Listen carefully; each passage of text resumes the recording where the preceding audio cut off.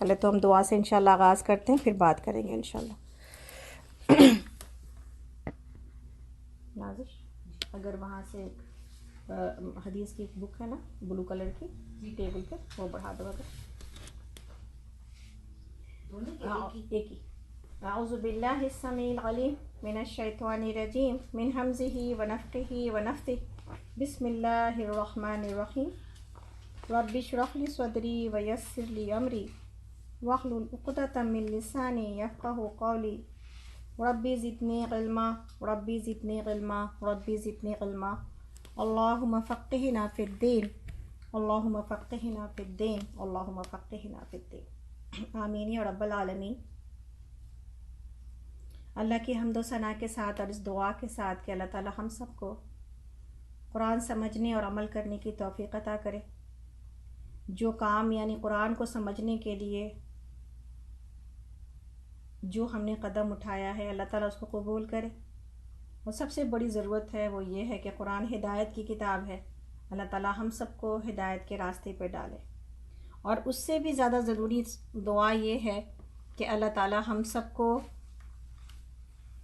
استقامت عطا کرے، اللہ تعالیٰ ہم سب کو استقامت عطا کرے، آمین یا رب العالمین۔ تو قرآن کی فضیلت کے سلسلے میں ایک آیت ہے سورہ یونس میں،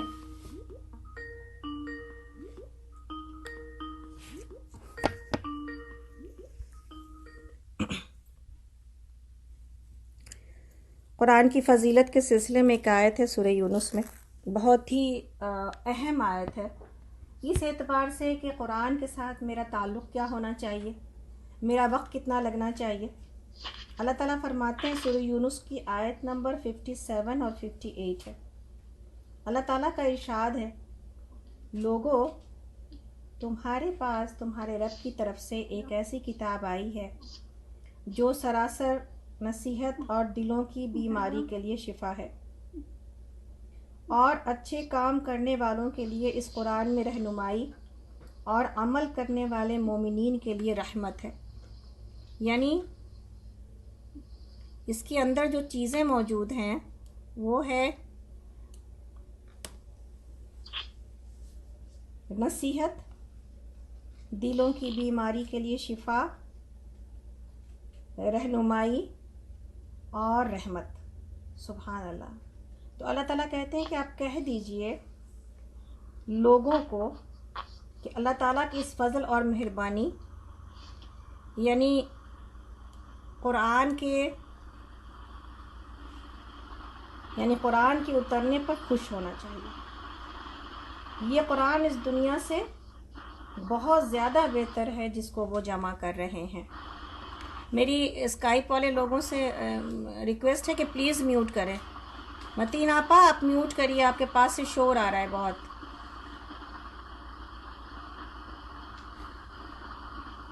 متین آپا میوٹ کریں۔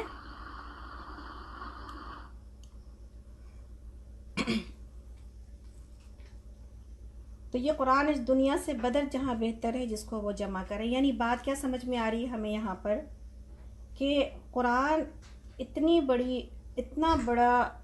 بڑی نعمت ہے، رحمت ہے اللہ تعالیٰ کی طرف سے کہ جس کے لیے کہ ہم جتنا اس کو جمع کر سکیں اپنی زندگی میں، اپنے نامہ اعمال میں، اس کے وقت کو، اس کے ساتھ وقت لگانے کو، اس کو سمجھنے کو، اس کو یاد کرنے کو، یہ رحمت ہی رحمت ہے۔ اور نبی صلی اللہ علیہ وسلم نے فرمایا، ابن حبان کی جو ہے وہ حدیث ہے، نبی صلی اللہ علیہ وسلم کا ارشاد ہے کہ قرآن کریم ایسی شفاعت کرنے والا ہے جس کی شفاعت قبول کی گئی، اور ایسا جھگڑا کرنے والا ہے کہ اس کا جھگڑا تسلیم کر لیا گیا۔ جو شخص اس کو اپنے آگے رکھے یعنی اس پر عمل کرے اس کو یہ جنت میں پہنچا دیتا ہے، اور جو شخص اس کو اپنے پیچھے ڈالے، پیٹھ کے پیچھے یعنی عمل نہ کرے، اس کو یہ جہنم میں گرا دیتا ہے۔ اعوذ باللہ من ذالک۔ تو گویا کہ میرے لیے اس وقت جب کہ کوئی میرے ساتھ نہیں ہوگا، قبر کی تنہائی، اور ابھی ہم ریسنٹلی اپنے بہت پیارے ابی کی قبر دیکھ کے آئے، اور ہمیں اتنا صدمہ ہو رہا تھا کہ وہ ابی جن کو ہم ایک منٹ کبھی تنہا نہیں چھوڑتے تھے، وہ ابی جن کی ہر تکلیف پر ہم آگے پیچھے پھرتے تھے، وہ ابی ان کو ہم نے کیسے اتنی مٹی کے نیچے دبا دیا اور تنہا چھوڑ آئے، اور اندھیری جگہ میں ان کو ہم چھوڑ آئے۔ تو یہ سب تو آپ کے ساتھ اور میرے ساتھ ہونا ہی ہے نا۔ روح نکلے گی تو پھر لوگ ہمیں چھوڑ کے چلے جائیں گے، لوگ ہمیں دبا کے چلے جائیں گے، اور جیسے ہی روح نکلے گی ویسے ہی پھر کسی نے کہا کہ دبا کے چل دیے سب قبر میں دعا نہ سلام، ذرا سی دیر کو کیا ہو گیا زمانے، ذرا سی دیر میں کیا ہو گیا زمانے کو۔ بس روح جب تک ہے، جب تک ہم پیارے ہیں کسی کے، جب روح جب تک ہے اس وقت ہم دنیا میں جو ہے وہ اللہ کو بھول کے زندگی گزار سکتے ہیں، لیکن جیسے ہی روح نکلنے کا وقت آتا ہے اسی وقت سے اللہ کا ساتھ اور اللہ سے ملاقات کی طرف جانے کے اعتبار سے ہر انسان کی آنکھ کھل جاتی ہے کہ وہ دنیا میں کیا کر کے جا رہا تھا اور کیا کر کے گیا ہے۔ اور پھر قبر میرے لیے ہوتی ہے جہاں پر کہ جب ہم یہ دعا کرتے ہیں اللہم آنس وحشتی فی قبری، اے اللہ قبر کی وحشت میں تو میرا غمگسار بن جا، تو مجھے اپنے پناہ میں لے لے، تو ہر کوئی یہ دیکھے کہ وہاں پر میرے لیے اور آپ کے لیے جو پناہ ہے، جو شفاعت کرنے والا ہے، جو جھگڑا کرنے والا ہے، ایون آخرت میں کہ قرآن کی آیت موجود ہے کہ ماں اپنے بیٹے سے، شوہر اپنی بیوی سے، اور بھائی بہن ایک دوسرے سے، دوست ایک دوسرے سے بھاگیں گے، تو کون ہے میرا جو میری شفاعت کرے گا، کون ہے جو میرے ساتھ کھڑا رہے گا، کون ہے جس کی بات، اور صرف یہی نہیں کہ کھڑا رہے گا بلکہ یہ کہ اس کی بات قبول کی جائے گی۔ یہ ڈیفینٹ بات یہاں حدیث میں بتا دی گئی کہ اس کی شفاعت قبول کی گئی، جیسا کہ کل بھی بات ہو رہی تھی۔ اللہ کا کلام ہے، وہی جھگڑ سکتا ہے اللہ کے ساتھ، کوئی دوسری کو دم مارنے کی فرصت نہیں ہے، اجازت نہیں ہے، ایون انبیاء بات نہیں کر سکیں گے، سارے نفسی نفسی کسی کے لیے بول نہیں سکیں گے۔ تو میرے لیے اور آپ کے لیے یہ جو دور قرآن ہے یہ بہت بڑی ایک نعمت ہے، جس میں کہ ہم روزانہ، یعنی عام طور پر تو ہم اتنا قرآن کے ساتھ نہیں چلتے، لیکن دور قرآن جب آتا ہے تو ہم دن کا اتنا اچھا خاصا وقت دور قرآن میں لگا لیتے ہیں۔ یہ بہت بڑا اللہ کا کرم ہے۔ قرآن پڑھنے چلے ہیں، جیسا کہ آپ سب کو پتہ ہے قرآن کتاب ہدایت ہے، اور اس کو پڑھنا کس نیت سے ہے؟ جہاں ثواب ہے، جہاں اجر ہے، وہیں پر اللہ تعالیٰ نے اس کو ہدایت کے لیے۔ سورہ فاتحہ جیسا کہ اب ہم آج پڑھیں گے انشاءاللہ تعالیٰ، سورہ فاتحہ، فتح اس کا روٹ ورڈ ہے، اور اس کا مطلب یہ ہے کہ کسی چیز کا افتتاح یا کھولنا۔ تو قرآن کو چونکہ فاتحہ سے قرآن کھلتا ہے اور شروع کیا جاتا ہے، یہ سب سے پہلی سورہ ہے، اسی لیے اس کا نام فاتحہ ہے۔ اور یہ سارے نام جیسا ہم نے کل کہا کہ یہ سارے نام اللہ رب العالمین کی طرف سے ہیں۔ زمانہ نزول کے اعتبار سے یہ سورہ ابتدائی مکی صورتوں میں سے ہے، اور جیسا کہ ہم سب جانتے ہیں کہ ابتدائی چند آیات نازل ہو چکی تھیں مکہ میں، اور پہلی 5 آیتیں اقرأ بسم ربک الذی خلق، یہ سورہ علق کی آیتیں موجود ہیں اپنی ابتدائی تنزیل کے اعتبار سے، لیکن قریب سارے مفسرین اس بات پر متفق ہیں کہ سورہ فاتحہ وہ سورہ ہے، وہ پہلی سورہ ہے جو مکمل ایک سورہ نازل ہوئی ایک ساتھ۔ چند آیتیں نازل ہو چکی تھیں، لیکن یہ سب سے پہلی سورت ہے جو پہلی دفعہ نازل ہوئی، یعنی پہلی مکمل سورہ۔ اس کا مضمون کیا ہے؟ یہ اصل میں ایک دعا ہے جو اللہ تعالیٰ نے انسان کو سکھائی ہے کہ تم اس کتاب سے فائدہ کیسے اٹھا سکو گے، ہدایت سے فائدہ کیسے اٹھا سکو گے، جب یہ دعا کرو گے۔ تو سورہ فاتحہ ایک دعا، اور پورا قرآن اس دعا کا جواب ہے جب بندہ کہتا ہے اہدنا الصراط المستقیم۔ تو ایک تو بات یہ ہے کہ سورہ فاتحہ دعا ہے، دوسری بات یہ ہے کہ سورہ فاتحہ تعارف کراتا ہے، انٹروڈیوس کرتا ہے اللہ کو بندے سے، اور تعلق بتاتا ہے کہ اللہ رب العالمین کا تعلق کیا ہے بندے کے ساتھ. یعنی جب وہ قرآن کو کھولے گا، جب وہ آگے کی ہدایتیں پڑھے گا، تو شروع سے اس کو معلوم ہو یہ بات کہ وہ اللہ رب العالمین کا غلام ہے. اللہ رب ہے اور وہ اس کا بندہ ہے، وہ اس کا غلام ہے. تبھی وہ ہدایتوں کو لے سکے گا، تبھی وہ گائیڈنس کو لے سکے گا، تبھی وہ اللہ کے احکام کو لے سکے گا. اگر محض اس کو ایک کتاب سمجھ کے پڑھا جائے یا محض اس کا ایک مطالعہ ثواب سمجھ کے کیا جائے اور عمل نہ کیا جائے، اپنی پوزیشن نہ سمجھی جائے کہ دنیا میں میری حقیقت، میرا وجود اور اس کی حقیقت کیا ہے، میرا یہاں پر وجود، میرا پرپس آف لائف کیا ہے، میں یہاں کیوں بھیجی گئی ہوں، اور اگر بھیجی گئی ہوں تو پھر مجھے عمل کیسے کرنا ہے، میں ہوں کون.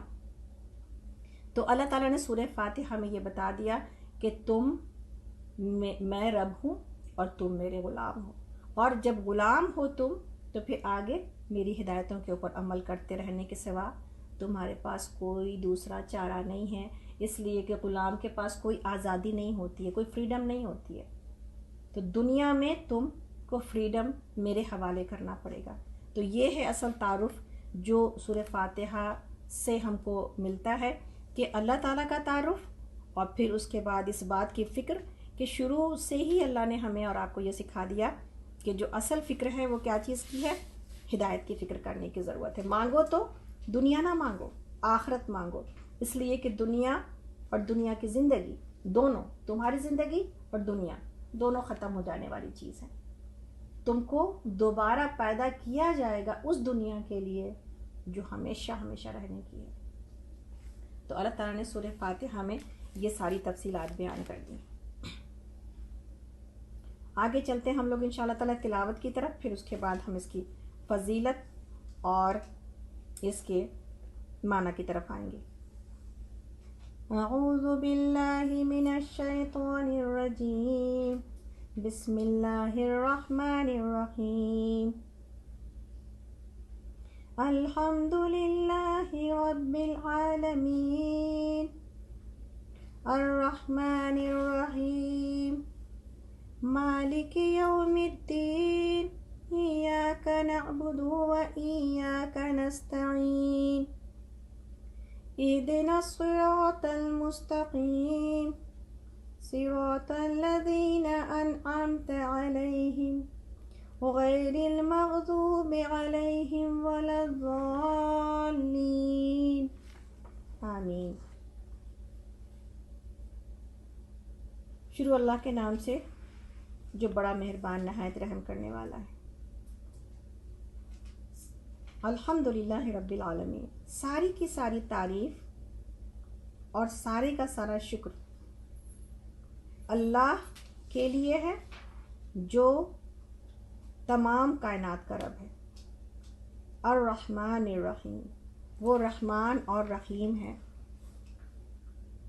مالک یوم الدین، روز جزا کا مالک ہے. ایاک نعبد و ایاک نستعین، اے اللہ ہم تیری ہی عبادت کرتے ہیں اور تجھی سے مدد مانگتے ہیں.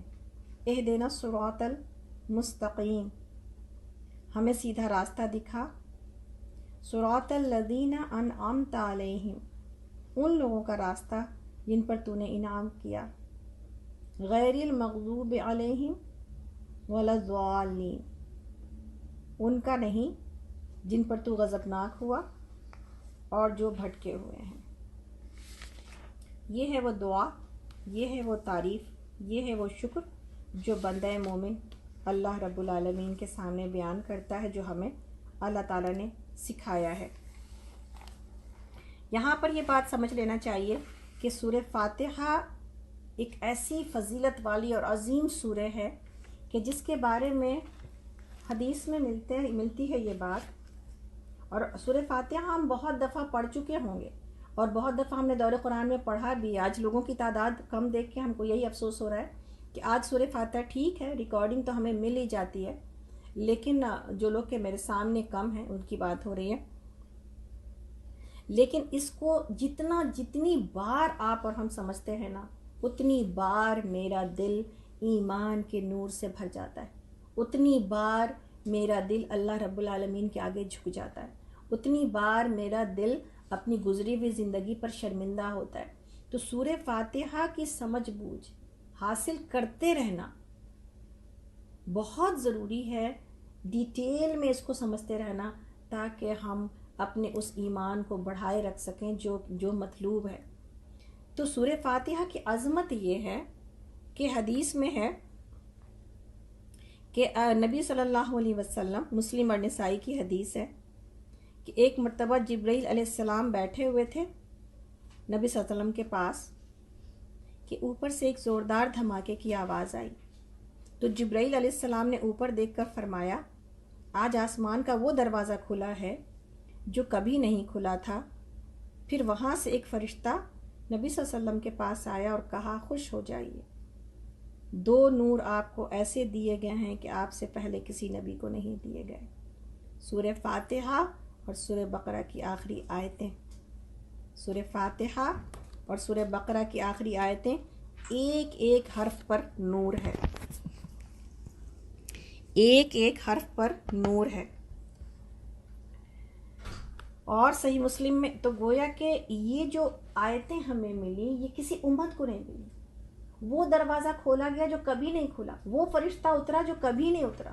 تو گویا کہ اس کی عظمت محض اتنی نہیں ہے کہ ایک قرآن کی سورہ ہے، بلکہ اس کی عظمت ایسی ہے کہ قرآن کی ایک ایسی سورہ ہے جو کبھی کسی امت کو، ایسی آیتیں ہیں، ایسے مضامین ہیں جو کبھی کسی امت کو نہیں ملے۔ اور اسی لیے اس کے بہت سارے نام ہیں، جیسا کہ ہم سب جانتے ہیں اس کے ناموں کے اعتبار سے، اس کے نام جو کہ اس کو عظیم بناتے ہیں۔ اس کا نام ام القرآن، یعنی اسے قرآن کی ماں کہا گیا۔ اس کا نام قرآن عظیم، یعنی یہی عظمت والا قرآن ہے۔ اس کا نام 7 مثانی، یعنی 7 بار بار پڑھی جانے والی آیتیں۔ اس کا نام الصلاۃ، اور الصلاۃ کیا کا مطلب یہاں پر دعا بھی ہے اور یہ نماز میں پڑھی جانے والی سورہ بھی ہے۔ اس کا نام سورۃ الحمد، یعنی یہ اب اللہ کا شکر اور اللہ کی تعریف بیان کرتی ہے۔ اسی طرح اس کا نام سورہ شفا، یعنی اس میں شفا ہے۔ اسی طرح اس کا نام الرقیہ، یہ دم کرنے والی سورہ ہے۔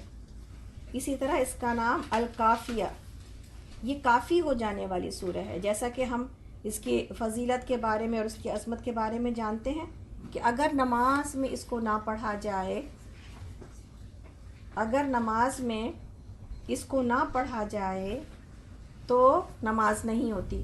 ہر رکعت میں اس کو پڑھنا ضروری ہے اور فرض ہے۔ اگر سورہ فاتحہ نہ پڑھیں تو رکعت نہیں ہوتی، نماز نہیں ہوتی۔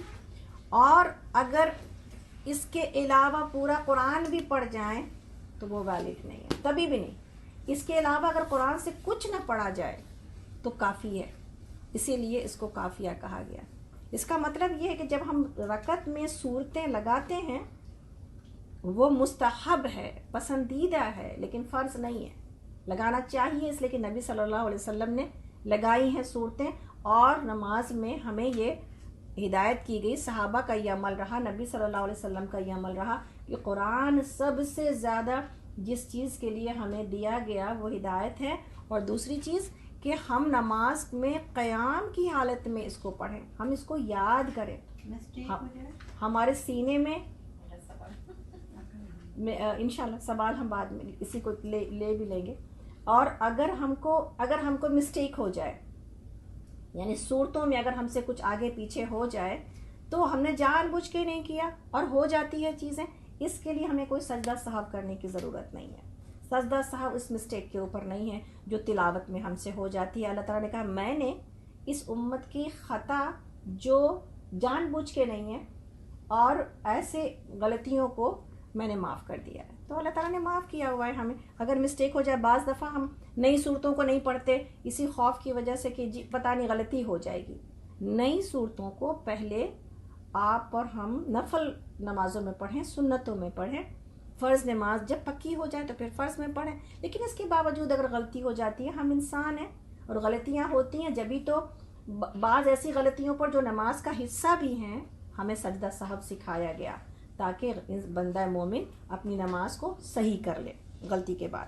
تو اس کا نام الکافیہ بھی ہے، اس کا نام الواقعہ بھی ہے، یہ سورۃ الکنز بھی ہے.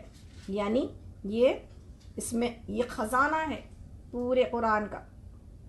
تو شفا کے اعتبار سے ہم جانتے ہی ہیں، بار بار یہ باتیں ہو چکی ہیں کہ سورہ فاتحہ کے اندر شفا ہے اور اس کو دم کیا جا سکتا ہے، اور اس کے دم کا فائدہ حدیثوں میں موجود ہے. جبکہ ایک قبیلے کے سردار کو تکلیف ہو گئی کسی موذی جانور کے کاٹنے سے، تو اس کو جب پڑھ کے دم کیا گیا تو پھر یہ اس کی تکلیف جاتی رہی. تو ہمیں یہ بتایا گیا اور سکھایا گیا کہ سب سے پہلے اپنی تکلیف پر کیا کیا جائے گا؟ سورہ فاتحہ پڑھ کر دم کیا جائے گا. اور جو صحابی کا عمل تھا اس میں یہ ملتا ہے بعض حدیثوں میں کہ انہوں نے آگے پیچھے درود لگائی، درود شریف پڑھی اور 11 دفعہ سورہ فاتحہ کو پڑھا. وہ صحابی کا عمل تھا. نبی صلی اللہ علیہ وسلم نے کہا کہ سورہ فاتحہ میں شفا ہے. تو ایک دفعہ پڑھ کے دم کرنا بھی کافی ہو سکتا ہے، لیکن اگر کوئی 11 دفعہ کرتا ہے تو وہ ٹھیک ہے انشاءاللہ. آگے چلتے ہیں. یہ وہ نہیں، ہم ابھی بالکل بھی نہیں سنیں گے کسی کی بات کر رہی ہوں. ہاں وہ شفا ہے نا، تو ہم ابھی میرے پاس ٹائم تو اتنا کم ہے کہ ہم ایک بھی چیز نہیں لے سکیں گے، معذرت تجربہ. آگے چلتے ہیں. یہ سورہ اتنی عظیم ہے کہ یہ سورہ اپنے بندے کو اللہ سے ہم کلام کرتی ہے. یہ ہے سب سے بڑا فائدہ جو کہ اس سورہ میں موجود ہے. سبحان اللہ. یعنی آپ اللہ رب العالمین کے عرش پر، ہم پہلے بھی بیان کر چکے کہ اگر اللہ سے ہم باتیں کرنا چاہیں تو ہمیں 4,500 سال کی عمر چاہیے، اس لیے کہ اتنا وقت لگے گا اس کے عرش تک جانے کے لیے. لیکن اللہ رب العالمین ہر نماز پڑھنے والے نمازی کے آگے موجود ہوتے ہیں. اللہ رب العالمین ہر فاتحہ پڑھنے والے کے ایک ایک آیت کا جواب دیتے ہیں. اور مسلم کی حدیث ہمیں یہ بتاتی ہے کہ نبی صلی اللہ علیہ وسلم نے فرمایا کہ جو شخص اپنی نماز میں ام القرآن نہ پڑھے اس کی نماز ناقص ہے، ناقص ہے، ناقص ہے، یعنی پوری نہیں ہے. ایک فضیلت تو اس کی یہ ہے. اور حضرت ابو ہریرہ رضی اللہ عنہ سے پوچھا گیا کہ جب امام کے پیچھے ہوں تو فرمایا پھر بھی چپ کے پڑھ لیا کرو، ہے نا. یہ بات ہے کہ ہر آدمی کو اگر وہ جہری نماز بھی پڑھ رہا ہے اور امام جو ہے وہ بآواز بلند سورہ فاتحہ پڑھتا ہے، تبھی بھی اس کو اپنے چپ کے پڑھنا چاہیے امام کے پیچھے، تاکہ اس کی یہ رکعت پوری ہو جائے اور یہ رکعت کاؤنٹ ہو جائے. اس لیے امام کے فاتحہ کو کافی سمجھنا یہ صحیح نہیں ہے. گرچہ اس میں اختلاف ہے لیکن صحیح حدیث یہی بتاتی ہے کہ امام اگر بآواز بلند پڑھے گا فاتحہ تو ہم اس کے پیچھے چپ کے پڑھیں گے سورہ فاتحہ. اور جب بندہ کہتا ہے، نبی صلی اللہ علیہ وسلم سے میں نے رسول اللہ صلی اللہ علیہ وسلم سے سنا ہے کہ آپ فرمایا کرتے تھے کہ اللہ تعالیٰ کا فرمان ہے کہ میں نے نماز کو اپنے اور اپنے بندے کے درمیان نصف کر دیا ہے، اور میرا بندہ مجھ سے جو مانگتا ہے وہ میں دیتا ہوں. جب بندہ کہتا ہے الحمدللہ رب العالمین تو اللہ تعالیٰ فرماتا ہے حمدنی عبدی، میرے بندے نے میری تعریف کی. یہ اللہ کا جواب آتا ہے پڑھنے والے کو. لیکن ہم ہمیشہ افسوس کرتے ہیں اپنے اس رویے کے اوپر کہ کبھی ہم نے یہ جواب اللہ رب العالمین کا نہ سننے کی کوشش کی، اس لیے کہ سنائی تو نہیں دے گا لیکن آپ کو بصیرت اور آپ کو دل کے کانوں سے سننا پڑے گا. کیوں؟ اس لیے کہ حدیث موجود ہے کہ اللہ کا جواب آتا ہے. تو پھر آپ کو اتنا اللہ کی طرف متوجہ ہونا ہوگا، آپ کو اتنا اللہ کی طرف ہمتن گوش ہونا ہوگا کہ ہم اللہ کا جواب سنیں، اس لیے کہ جواب آتا ہے. تو سننے کا مطلب یہ ہے کہ ہم وقفہ دیں. الحمدللہ رب العالمین کہنے کے بعد ہم رکیں، ہم اللہ کا جواب محسوس کریں کہ جب میں نے دل سے کہا ہے الحمدللہ رب العالمین تو اللہ تعالیٰ کا جواب کیا آیا ہے؟ حمدنی عبدی، میرے بندے نے میری تعریف اور میرا شکر ادا کیا ہے. الحمدللہ. اتنی سی بات پر میرا رب خوش ہو جاتا ہے۔ پھر بندہ کہتا ہے الرحمن الرحیم، اللہ تعالیٰ فرماتا ہے اثنا علی عبدی، میرے بندے نے میری ثنا بیان کی ہے، میری مدح کی ہے۔ پھر بندہ کہتا ہے مالک یوم الدین، اور یہ ساری باتیں ہم سب جانتے بھی ہیں، لیکن دوبارہ سننے کا فائدہ یہ ہے کہ انشاءاللہ ہم سب اس کو یاد کر لیں کہ سورہ فاتحہ میں اللہ تعالیٰ جواب دیتے ہیں۔ تو جب بندہ کہتا ہے مالک یوم الدین تو اللہ تعالیٰ فرماتے ہیں مجدنی عبدی، یعنی میرے بندے نے میری بزرگی بیان کی ہے۔ اور بزرگی کیا ہے؟ کہ وہ روز جزا کا مالک ہے، وہ بادشاہ ہے آخرت کا۔ ویسے تو وہ بادشاہ دنیا میں بھی ہے، لیکن دنیا میں کچھ دوسرے بادشاہ دکھائی دیتے ہیں۔ اللہ تعالیٰ اس دن کہیں گے کہ میں ہوں بادشاہ، کہاں ہے دنیا کے بادشاہ؟ تو اللہ تعالیٰ کہتے ہیں بندے نے میری بزرگی اور عظمت بیان کر دی ہے۔ اور پھر بندہ کہتا ہے ایاک نعبد و ایاک نستعین، اے اللہ ہم تیری عبادت کرتے ہیں، تجھی سے مدد مانگتے ہیں۔ تو اللہ تعالیٰ فرماتے ہیں یہ میرے اور میرے بندے کے درمیان ہے، اور میرا بندہ مجھ سے جو مانگے گا میں اسے دوں گا۔ پھر بندہ جب اہدنا الصراط المستقیم صراط الذین انعمت علیہم غیر المغضوب علیہم ولا الضالین تک پڑھتا ہے تو اللہ تعالیٰ فرماتا ہے یہ سب میرے بندے کے لیے ہے، اور یہ جو مانگے گا وہ اس کے لیے ہے۔ تو گویا کہ یہاں پر کیا بات سمجھ میں آتی ہے کہ سبحان اللہ، اللہ تعالیٰ سورہ فاتحہ پڑھنے والے کے ہر دعا کو قبول کر رہے ہوتے ہیں۔ کب؟ جب بندہ مومن سورہ فاتحہ کو اس ادا کے ساتھ پڑھتا ہے، اس شکر کے ساتھ پڑھتا ہے، اس فکر کے ساتھ پڑھتا ہے کہ یہ وہ سورہ عظیم ہے جو مجھے اتنی اس امت کو نعمت کے طور پر ملی ہے، اس کے ہر حرف کے اوپر نور ہے، اور اس کا جواب یہ مجھے اللہ رب العالمین سے ہم کلام کرتی ہے، اس کا ہر آیت کا جواب اللہ تعالیٰ دے رہے ہیں۔ وہ جس انداز میں ہم سورہ فاتحہ جانتے بھی ہیں، پھر بھی اس کے باوجود جس انداز میں پڑھتے ہیں، تو یہ ساری باتیں کہ پھر ظاہر ہے کہ پھر یہ ساری چیزیں جو اللہ رب العالمین نے جو دعا کرنے والے کا وعدہ کیا ہے، تو جب بندے کے دل میں نہ شکر ہے، نہ جذبات، نہ وہ دعا کے جیسے الفاظ ہیں، نہ دعا میں دل شامل ہے، اہدنا الصراط المستقیم بھی کہہ رہا ہے، اور اس کے بعد تعریف بھی کر رہا ہے، ایاک نعبد بھی کہتا ہے کہ اللہ ہم تیری ہی عبادت کرتے ہیں، اور یہی نہیں کہتا کہ ہم تیری عبادت کرتے ہیں، بلکہ یہ کہتا ہے کہ ہم تیری ہی عبادت کرتے ہیں۔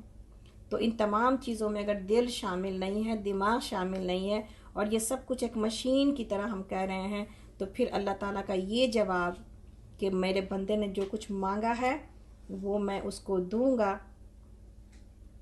کس کو ملنے والی بات ہے۔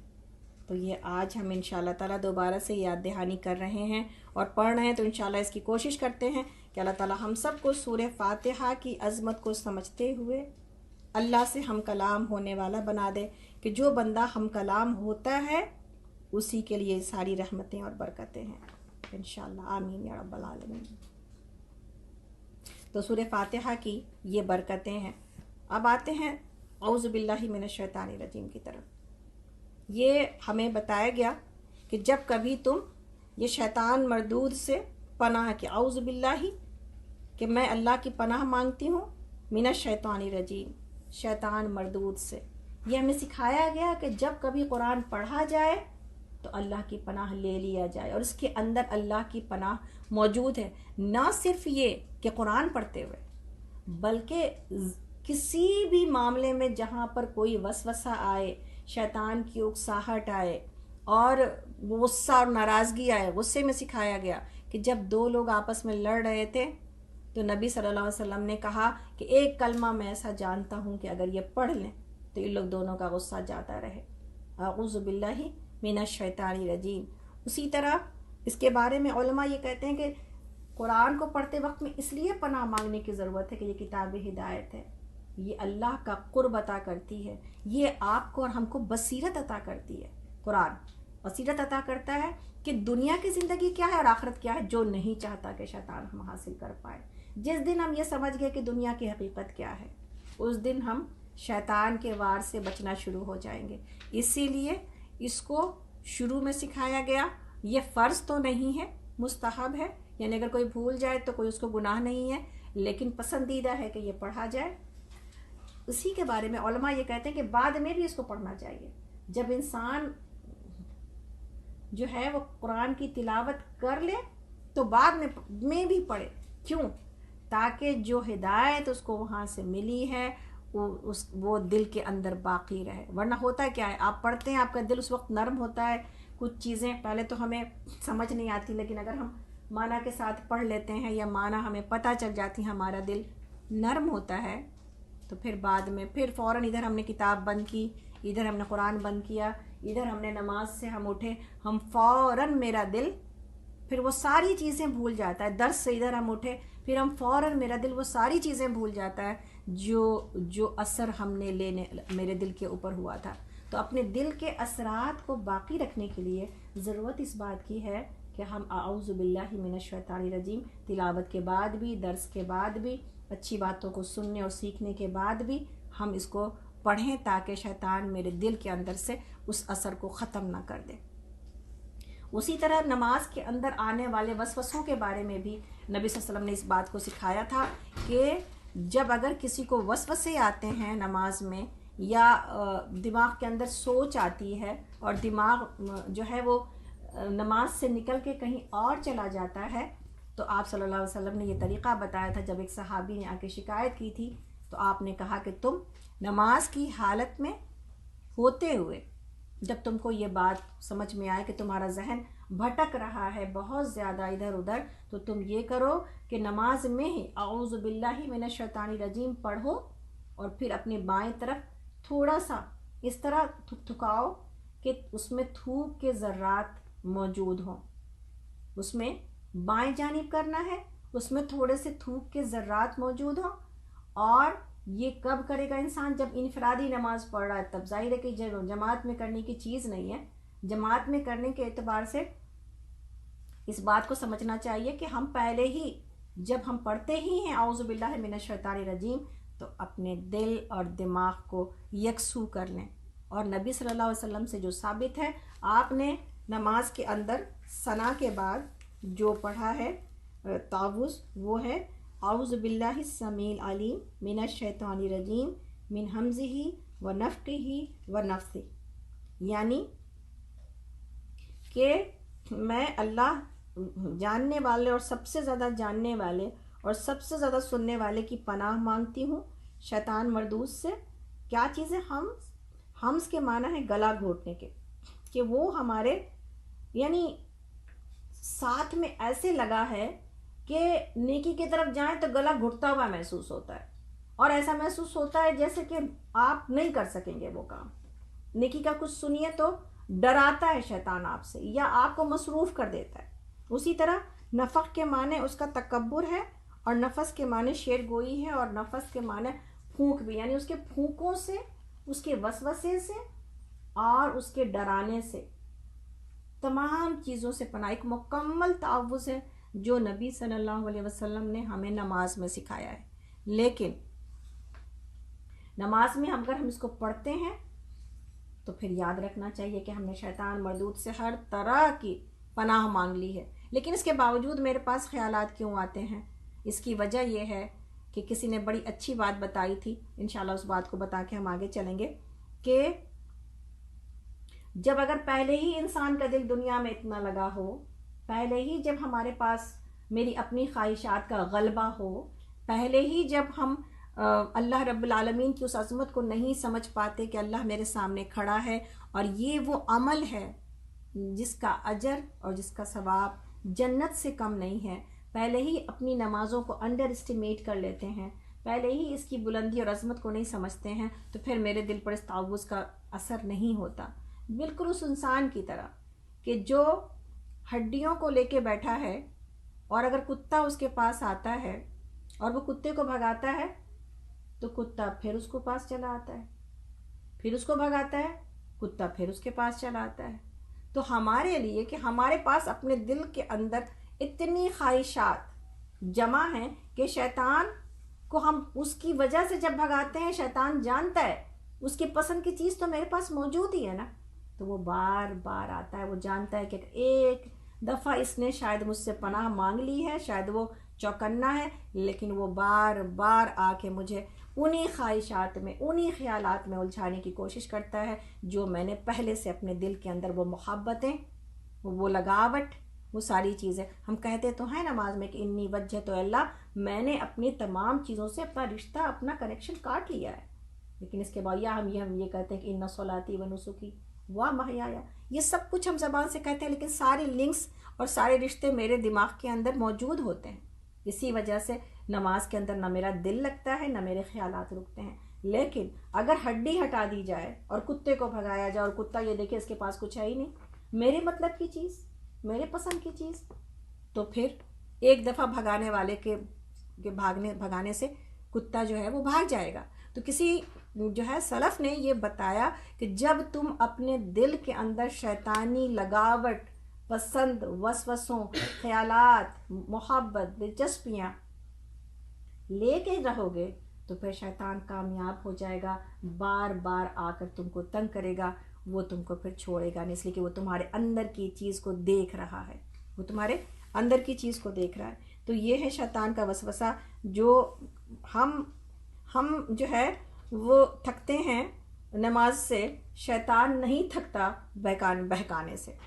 ہم سوتے ہیں، شیطان نہیں سوتا۔ شیطان کو، ابلیس کو نے اپنے چیلوں کو یہ سمجھا رکھا ہے کہ جو تمہارا قرین ہے، ساتھی، میرے ساتھ ہے میرا ساتھی، آپ کے ساتھ ہے آپ کا ساتھی، ہر ایک کے ساتھ اس کا قرین موجود ہے۔ جو تمہارا قرین ہے نا، جو تمہارا ساتھی ہے، یہ ہونا نہیں چاہیے کہ تم تو جاؤ جہنم میں اور وہ جائے جنت میں۔ ہونا یہ ہے کہ تم اپنے ساتھی کو جہنم میں لے کے جاؤ، اور یہ چیلنج ہر شیطان، ہر میرے ساتھی نے لے رکھا ہے کہ میرے قرین کو جہنم میں لے جانا ہے، اور اس اپنے عمل کی وجہ سے وہ نہ چین پکڑتا ہے، نہ سوتا ہے، نہ ہمیں چھوڑتا ہے، ہر وقت میرے پیچھے اور اس کے بعد میری اولادوں کے پیچھے، انسانیت کے پیچھے پڑا ہے۔ اور اسی لیے اللہ تعالیٰ نے کہا کہ یہ تمہارا کھلا دشمن ہے۔ تو ہر وقت اپنے قرین کو پہچانیں کہ جس وقت ہم اللہ کی نافرمانی کرتے ہیں، جس وقت ہم ایسی نمازیں پڑھتے ہیں، اس وقت ہم اللہ رب العالمین کو خوش کر رہے ہوتے ہیں یا ہم اپنے شیطان کو خوش کر رہے ہوتے ہیں۔ جس وقت ہم فجر کی نماز چھوڑتے ہیں، جس وقت ہم تہجد چھوڑتے ہیں، تو ہم کس کو خوش کر رہے ہوتے ہیں۔ تو یہ ہے اصل بات کہ انسان تعوذ کو اپنی زندگی میں، اور اعوذ باللہ من الشیطان الرجیم کو اپنے زندگی میں شامل کر لے، تاکہ وہ شیطان سے پناہ مانگ سکے۔ اور یہ شیطان نے خود کہا تھا کہ جب کوئی اعوذ باللہ من الشیطان الرجیم پڑھتا ہے، یہ اللہ نے تو ہمیں سکھایا ہی ہے، لیکن شیطان نے بھی، ایک نبی نے جب شیطان سے پوچھا تھا، اور جب شیطان نے نبی سے پوچھا تھا کہ وہ ہر دفعہ جب چھپا ہوتا اور اس نبی کے اوپر حملہ کرتا، وہ کبھی اس نبی کے اوپر قابو ہی نہ پا سکا، تو شیطان نے پوچھا کہ آپ ایسا کون سا عمل کرتے ہیں جس کی وجہ سے میرا کوئی وار ہی نہیں چلتا آپ کے اوپر؟ نبی نے کہا میں بتاؤں گا، لیکن اس سے پہلے تم بتاؤ کہ تم کب بنی آدم کے ساتھ چپک جاتے ہو، چمٹ جاتے ہو، کب تم اس کو بہکانے میں کامیاب ہو جاتے ہو؟ اس نے کہا ٹھیک ہے، اگر آپ بتاتے ہیں تو پھر میں بھی بتاؤں گا۔ تو شیطان نے کہا دو موقع ایسے آتے ہیں، ایک وقت جب کہ وہ غصے کی حالت میں ہوتا ہے، اور آپ دیکھیں غصے کی حالت میں انسان کیا کیا بکتا ہے اور کیا کیا کر جاتا ہے، شیطان اس کے اوپر پورا قابو پا لیتا ہے غصے کی حالت میں۔ اسی لیے غصے کو حرام کہا گیا، اور اسی لیے غصے کو قابو پانے کے لیے کہا گیا کہ بہادر وہ نہیں ہے جو کسی بہادر کو، کسی پہلوان کو پچھاڑ دیتا ہے، بہادر وہ ہے جو اپنے غصے کے اوپر قابو پا لیتا ہے۔ اور دوسرا وقت وہ ہوتا ہے جب وہ اپنے خواہشات کے لپیٹ میں ہوتا ہے، تب میں اس کے اوپر قابو پا لیتا ہوں، ہے نا؟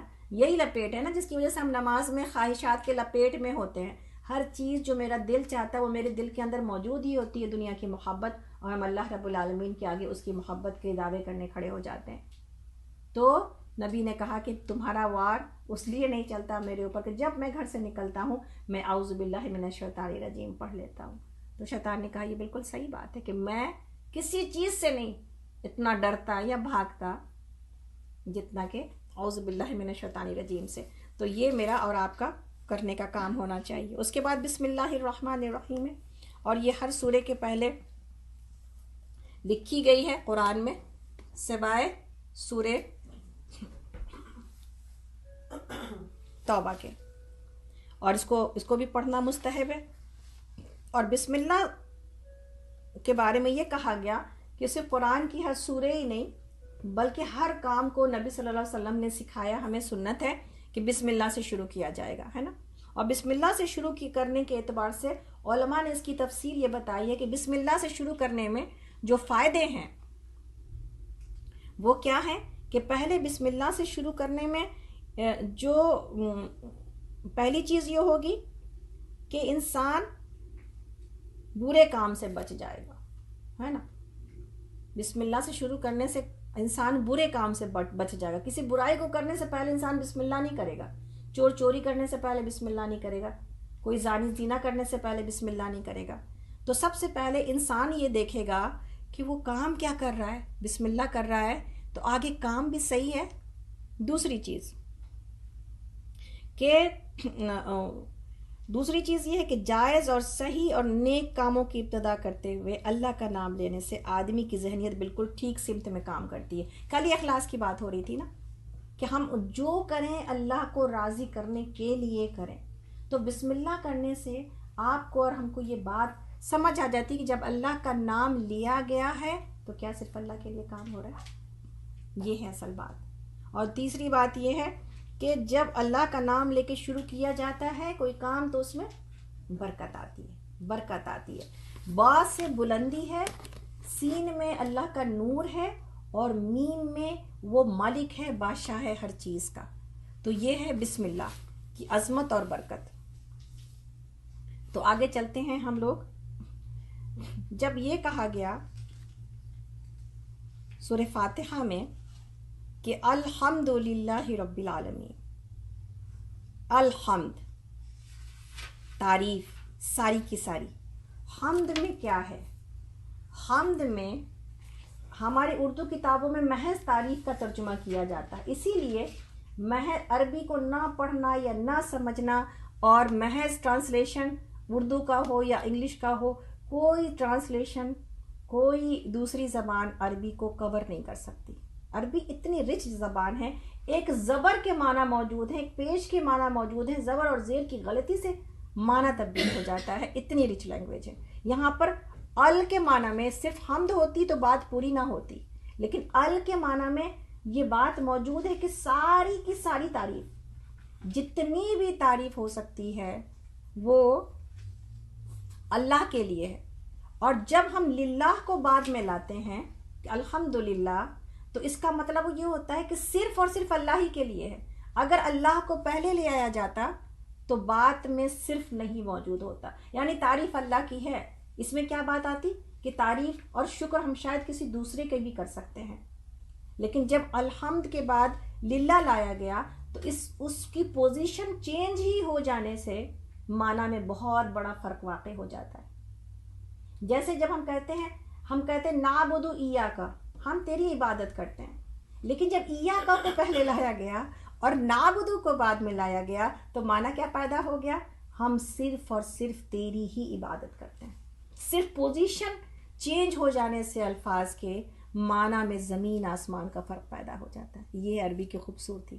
تو جب ہم الحمدللہ کہتے ہیں تو حمد کے اندر اردو ترجمہ میں صرف تعریف، پریز ٹو اللہ، یہ لکھا ہوتا ہے انگلش میں بھی، لیکن اصل میں حمد کا جو لفظ ہے اس کے اندر تعریف اور شکر دونوں ہے، یعنی بندہ مومن اللہ رب العالمین کی تعریف بھی کر رہا ہے کہ وہ اتنا وہ تو ایسا ہے، کائنات کو دیکھ کے جب آپ اور ہم جب دنیا کو دیکھ کے، پھول کو دیکھ کے، کسی آسمان اور زمین کو دیکھ کے، کسی جو ہے وہ پہاڑ کو دیکھ کے، یا کوئی آج جو تمام چیزیں ہیں جس کو کہ ہم دیکھ رہے ہیں اور جان رہے ہیں، سائنس جو آج ہمیں ساری چیزوں کا مشاہدہ کرا رہی ہے کہ انسان کی باڈی کے اندر جو سیل ہیں وہ کیسے ورک کرتے ہیں، آپ کے دل سے، آپ کی زبان سے یہ نہیں نکلتا کہ سبحان اللہ سبحان اللہ۔ ایک سیل جس کو کہ دیکھا نہیں جا سکتا مائکروسکوپک کھلی آنکھوں سے، وہ میری باڈی کے اندر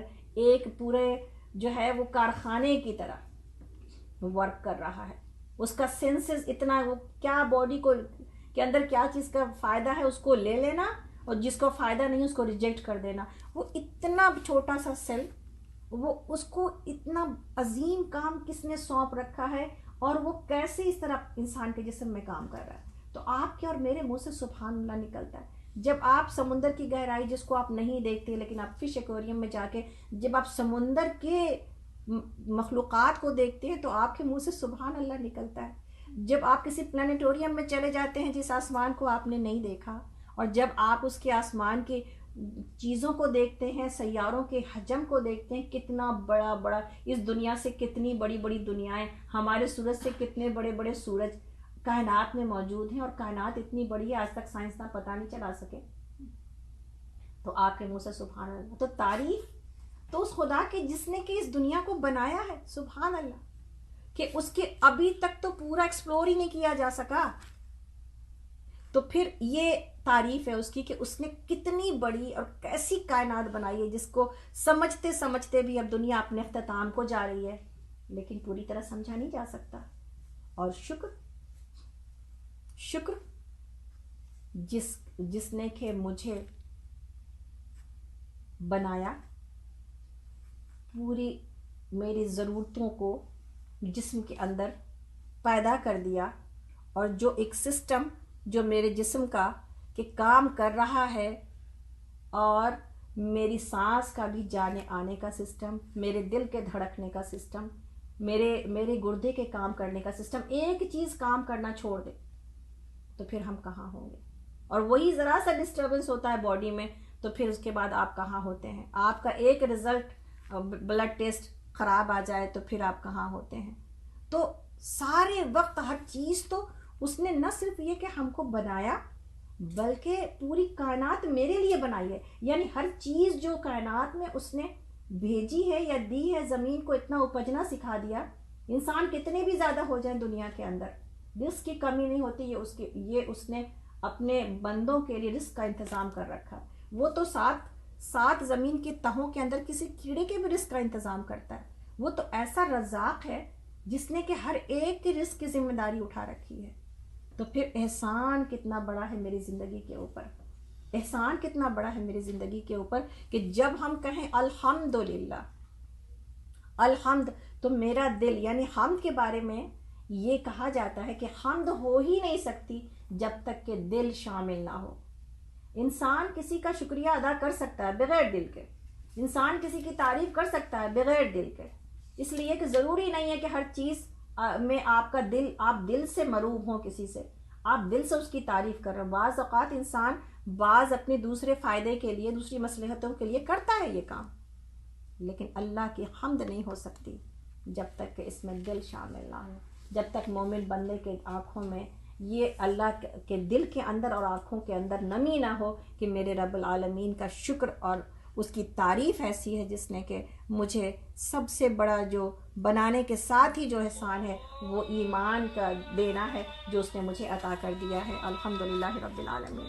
تو انشاءاللہ تعالی ہم لوگ آگے چلیں گے